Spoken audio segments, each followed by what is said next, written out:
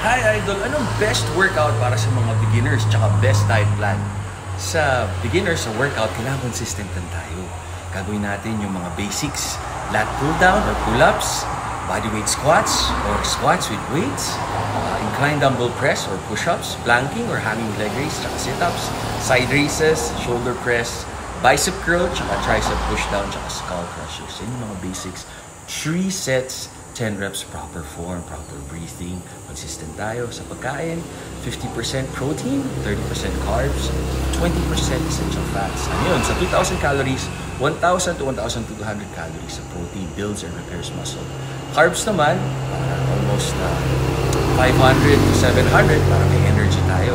Tapos, ang calories sa fats, mga 200 to 400 para may essential fats to produce hormones, tsaka healthy cholesterol. Consistent lang tayo, ha? Tama kayo, mali ako na your doctor. Do what works for you.